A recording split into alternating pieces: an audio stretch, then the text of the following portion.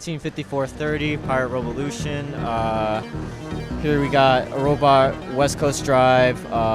Way of picking up boxes is a claw design with 2 pancake pistons to pick it up. And, well, you can't see it right now, but a to be continued installation of a ramp for other robots.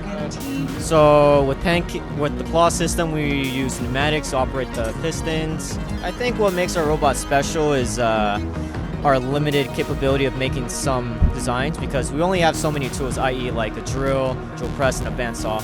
And you can argue that it's just up to the imagination, but you know, the more stuff you add, the more weight you add, and there's only so much weight you can have on a robot. So with our design, I think it's a pretty neat design, though rigid around some aspects. I think it's a well-rounded design for what we have in our shop. Well, we come from a school called Pittsburg High School, and their team mascot is the Pirates, so